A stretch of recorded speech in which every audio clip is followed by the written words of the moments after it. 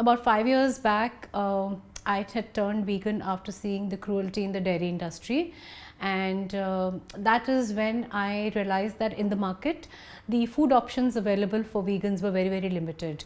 Even basic things like milk, curd, cheese, butter, which we are very used to having in our food daily, was not available in the market. And being always very handy in the kitchen, I decided to experiment myself and start coming up with some of these options. Now, the second part that came was not everything vegan created in the market or available in the market was healthy. So, a lot of people perceive that vegan is healthy, but vegan can be as healthy or unhealthy as you make it. So, my endeavor was that whatever came out of my kitchen had to be healthy, or at least a healthier option. So if I made a milk, then it had to be without the preservatives, additives, or the fillers. And let's say if I made cheese, then it wouldn't have any of the chemicals which would normally go into the processing of a cheese.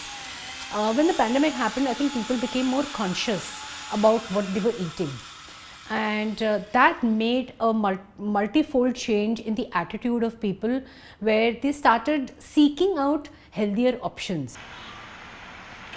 My kids are grown up, they're married and settled, so I had a lot of time on hand. Till when you have kids in your family and all, you're basically cooking for them because that gives you maximum amount of joy. Taking this forward, I made the world my child, where I decided that if I had to use, I could mother them, give them food which was probably not available to them as easily, because you've got today working wives, working households where both husbands and wives are working, so they don't have so much time to create fresh food every day. And I haven't looked back. I every day in the morning get up and do something that I love doing. A few months back, I had come across this group of working women called the She Means Business.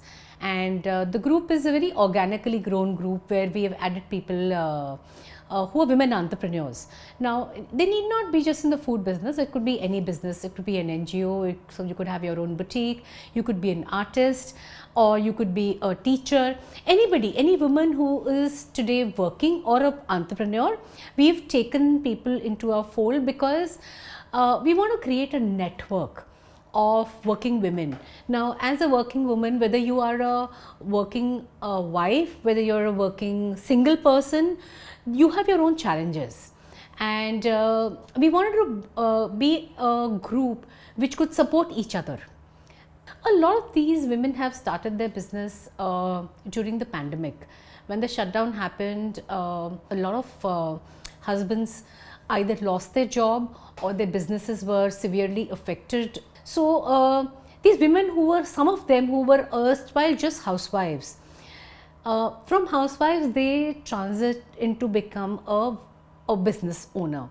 So they didn't have any exposure on how a business could be run or how it could grow beyond a certain level. They could start, they were fantastic creators. So this is a group where we help each other in terms of finding resources, in terms of promoting each other's business, guiding each other. We had an event where we called in people with who had experience with yoga, somebody with meditation, somebody who was a nutritionist. So these are small topics that we've been covering, which ultimately are going to enrich in our lives. To be a successful business person, we need to keep ourselves mentally fit, bodily fit. So for the menopause event, we had somebody from our group speaking in terms of how food that we eat can help our mood swings, how we can battle menopause, how we then going to next level in terms of how our family can be educated on how to deal with our menopause. Because sometimes people don't know, men don't know how to deal with the menopause that the wives are going through. The in-laws don't know how to deal with the menopause their daughter-in-law is going through. So these are very tiny topics which ultimately are huge. Because if you've got family support and if you've got support from your friends, I think you can basically scale anything. So there are two kind of working women that today I say. One which were created during the pandemic. These were typically your housewives who graduated into doing businesses. They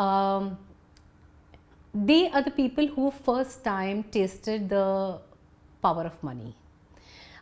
Till now, they always had to either rely on their parents for money when they were not married, or they had to rely on their husbands after the marriage.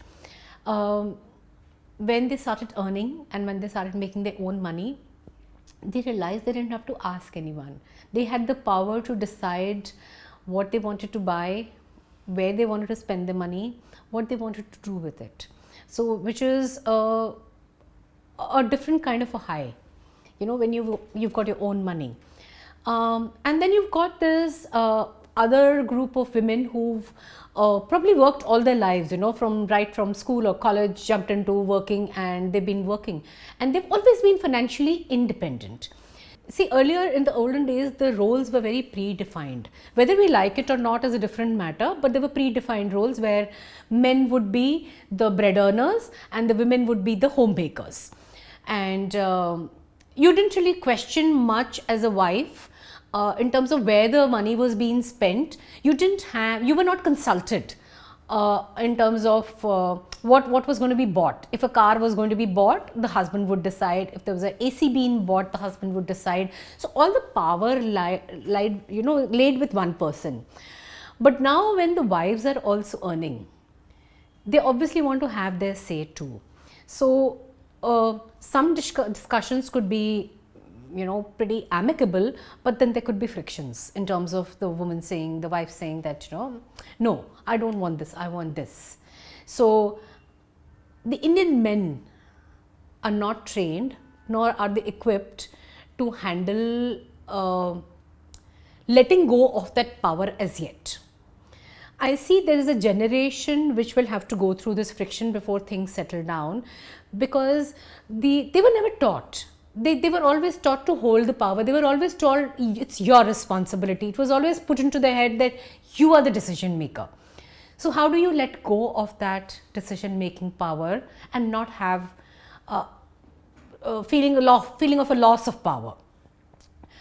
On the other side, the women were always told that you have to rely on your husband for everything, you know, if you are not earning. And now you don't need to rely on someone. So are you going to misuse that power of having money in your hand? There are a lot of women who go through this struggle of not wanting to give their money to the family because they feel ये मेरा पैसा है. Because वो अभी नया पैसा कमाना शुरू किया है, so they feel this is my money. I don't want to give this away.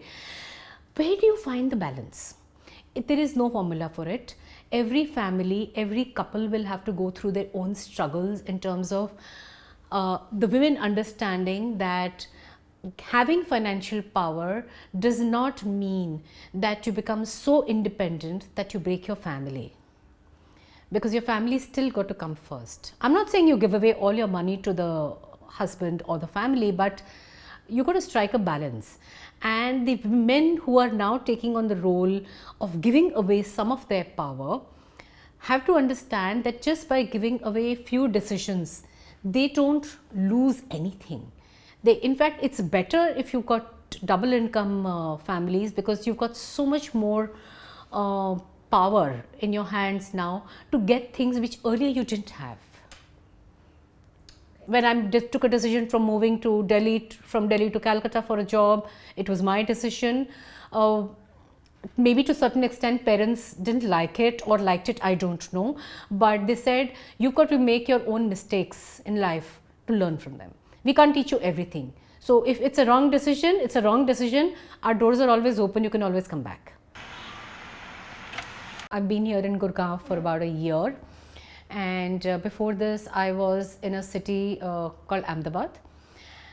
There's a marked difference in terms of how both cities work, maybe because of the kind of family structures that exist in different cities. Now, Ahmedabad is rather a very business-oriented city. And Gurgaon is a very job centric city. So, you've got a lot of these IT companies and IT support companies, which has brought in a lot of youngsters from other cities into Gurgaon, and high incomes, extremely high incomes. Your houses are fancier, your cars are fancier, your clothes are fancier, everything's fancier. Somewhere I feel there's a sense of I can buy anything with money. And what they're not able to buy is relationship. You can't buy a relationship with money. So I see a lot of youngsters going through marital issues. Women are empowered financially. They don't think that they need the money from their husband. They are independent. So the propensity to adjust in a relationship, I think, has slightly reduced in these couples. Same thing with husband. You're working in, let's say, in an office 8 hours, 10 hours, 12 hours. The time you're spending home is much lesser. And when you're home, you've got about 8 hours that you spend in sleeping. How much quality time you're actually spending with your wife? So you see these so-called attractions that happen, whether it is on WhatsApp, on mobile or digital world, or whether it is in your office. Now earlier, when we had housewives, the wife would have time to kind of sit and listen and talk, and so I feel that somewhere that has diminished, because the wife is tired too. She's got as much responsibility of running a house as well as an office. So where does she find time to sit and talk? So this balance which the new couples need to find is yet to happen. And this is the reason you see a lot of breakups happening, a lot of separations happening, a lot of fights happening.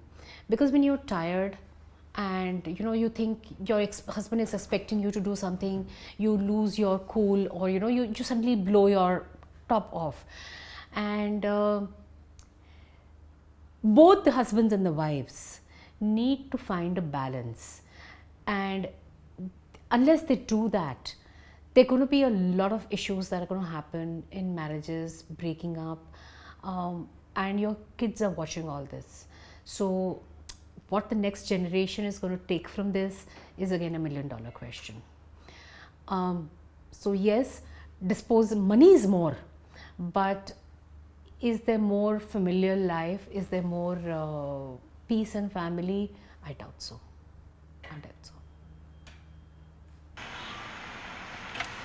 Abuse is not always a physical abuse. What I have seen around, there are different kinds of abuses. It could be a financial abuse, there could be a mental abuse, and there could be a physical abuse.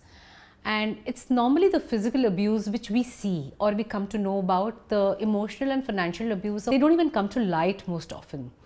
And in fact, those are what leave a very deep scar with you in a very long term. Now, women go through a lot of this financial abuse if they're not earners. When you're not earning, you are going through a lot of subjugation in terms of the money which you need to ask for every time from your husband. Not everybody is going to give their money willingly. So yes, I have seen cases where women have had to always practically beg for every small little luxury that they wanted to purchase. For example, it could be a simple thing like a trip to a parlor. The husbands, they expect their wives to look pretty as a peach, but are they willing to spend money on that? Because if she's not earning, where is she going to get the money? I come from a family where my mother's a housewife, and she's always been a housewife. And I mean, hats off to my dad, who's never made her feel that she had to ask him for money.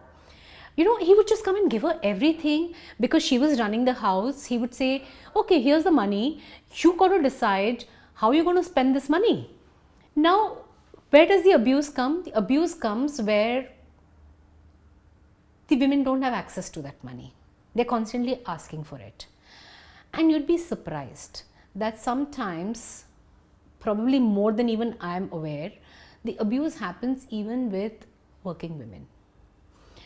I know of a friend of mine who is a CEO of a company, and she's sitting on a package of about 4 or 5 crores per annum. And I know she's going through marital problems, and goes through physical abuse, goes through mental abuse, goes through financial abuse, because all her money is so called parked with her husband, because he's the one apparently doing the financial management and the investments. So you would want to think, why does a woman who's CEO of a company wanting to give away her money totally to somebody else to manage and not have control over it, and gives control to somebody else? I mean, this, you're opening up a Pandora's box of abuse then, because on one swing you can't have everything is mine, and on the other swing you can't be giving away everything. So where this balance has to be found somewhere. I've heard of fights in my neighborhood, and we even had a case where one of the neighbors reported the physical abuse to the police, and the police came and had to speak to the family that whatever they're doing is not right. So after that we don't hear it anymore, but does that mean, has it stopped? Is it so easy to stop? I mean, if just a police warning could stop physical abuses, then things would be so much more easier. So it's just that things are hidden. I think, in my estimate, more than 50 to 60% women go through some kind of a physical abuse in their life. Some kind of. For example, my maid, when I was telling you, my maid, she gives away all her money to her husband. And I asked her why. If you are smart enough to make the money, why can't you be smart enough to have your own bank account and save your own money? But then the kind of strata and the kind of family and the kind of background she comes from, women are not supposed to have control over their money. So what happens tomorrow? She's Muslim, and what happens tomorrow if he were to get married again? She would be left with no money. She would be starting from scratch again. But it's very, very difficult to make them understand there, because the religion comes into the scene. Wherever the religion comes into the scene, it's extremely difficult to break these taboos. And where religion doesn't come into the scene, still I find that whether it is a lower income strata, the middle income strata, the higher middle income, or the upper middle income, every level of household today goes through some kind of an abuse. It's more prevalent than we think. And I think this is something which families need to tackle by telling their daughters that once you are married, doesn't matter, our doors are still open in terms of helping you resolve your issues. Most of the times they shut their doors, and that's the problem. Women don't know where to go. First of all, whether it is Gurgaon or any other city, living as a single woman is always a challenge. I was lucky enough not to face that challenge of finding a place to stay and being turned down, because this is our own family's flat. So I was saved of that trouble. And what has happened is, because of the COVID situation, going out is not so much. But yes, I do feel that there is a safety issue which is huge in the city. Especially if I had to travel in the night or travel in the evening, I avoid it. I totally avoid. I don't attend functions at night unless there is a friend or a family escorting me, because it's useless to put yourself, it's stupidity to put yourself through the risk of the dangers of what's existing in the road here, because here the road rage is very, very high. The number of incidents that you hear of killings are very high, of rapes are very high. So till now I've kind of protected myself by staying within the cocoon of my family and known friends. I see a lot of youngsters who've got easy money from their parents, where the parents have not monitored the use of their money. As if I were to use the word in a phrase in Hindi, ki wo paise ka nasha, has led them to believe that they can do anything and get away with it. So somewhere they're trying to ascertain their masculinity by these actions. not realizing that this is not what masculinity is. This is not what machoism is. Recently, we had an incident on a petrol pump here where 2 people just walked in and he killed 3 people who were sleeping. Now, why? What for? 3 people were just killed while they were sleeping. Now, where is this rage coming from? It's not that easy to kill someone. But the fact that you know that our law and our legal system is so weak that you can get away with it is, I think, what is pushing this. If our legal system was stronger, these guys would not be able to do it. It's our legal system which needs to strengthen. And it's from all stratas, whether it is the moneyed or the very poor who don't have access to, let's say, a physical relationship. When they're trying to find a release, they'll go catch hold of some young girl of 8 years, 10 years, 12 years and rape her. My maid was telling me 2 days back that a 7-year-old girl was raped in their Juggi Chopadi where she stays. So a 7-year-old girl, I mean, what kind of a pleasure did that man get out of raping a 7-year-old girl? So physical gratification and money, I think, are always 2 reasons. I think a lot of them probably are watching a lot of porn, and a lot of porn which is available is unfiltered, and they see these things and probably get excited, and they think that there's some pleasure in it, so let's go do it, not realizing whether there's actually a pleasure in it or not. But a 7-year-old girl lost her life. I think Haryana as a state, from what I have heard before I even moved here, was always prone to rage. It was always prone to rage. There was the tempers always run high here, and this is what I've been hearing for almost 20 years. Though this is my first experience of living in the city, but I've always heard of rage here. I think somewhere it goes into the kind of society that exists here, which gives too much power to men. That has cued everything. It's made them believe that they're gods. So I think that's probably the culprit. And the women have always been subjugated here. If you hear of things, if girls are not sent to school, they are married off early, they are expected to heed everything their either father or husband says. So this has existed very deep rooted in Haryana. I think the gated communities are a boon, especially for people like us. I will give you an incident of just a few days ago. I order a lot of stuff online. So you have all these vendors coming from Zomato and Swiggy and Zepto, and I probably have 5, 6, 7 deliveries a day in my house. So early morning, 6 o'clock, I had a delivery which had come. I will not obviously mention the vendor. I was supposed to make a payment online, and when I made the payment online, my bank got debited, but it was still showing pending in their system. So the guy had to call up his office and say, "Madam ने payment कर दिया है, पर वो मेरे उसमें pending दिखा रहा है," and he cannot leave my place till that status changes. So the guy, I didn't realize. I closed the door and I came inside and I started doing my work.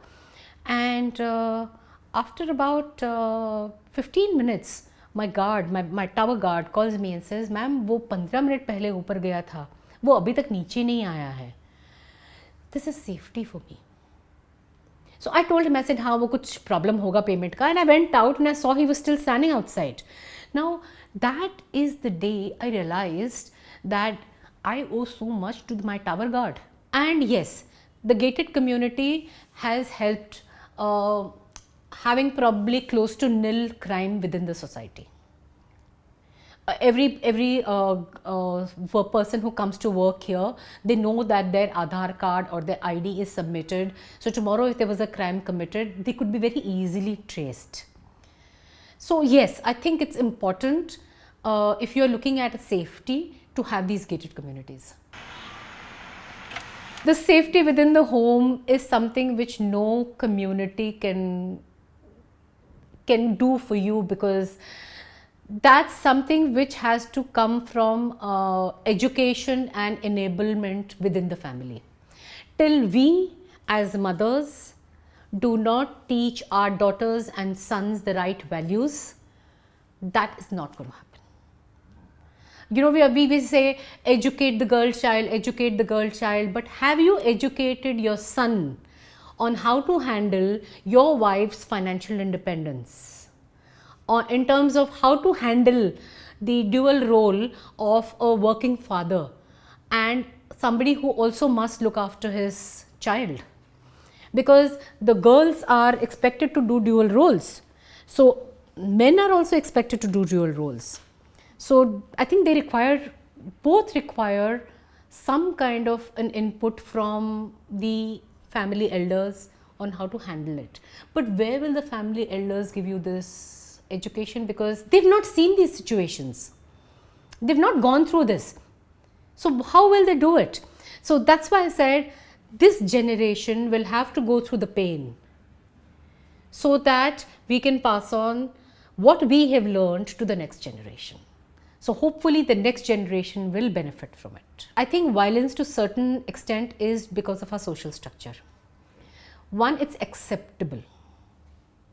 If the first time when the husband raises his hand on wife, if the wife knew that I'm not going to accept this, or I should not accept this, my mother and father have always taught me not to take this shit, then it will stop there. But because they think, arey, it's okay, agli baar nahi hoga, he will change. Sometimes they even think, was it my mistake? Did I enrage him? Was I wrong? Did I do something wrong? They try to find fault with themselves. So this has to change, and this can only change with time. I don't think there is any pill we can give to the society and say, or even any education that we can give to the society overnight and say this is going to change.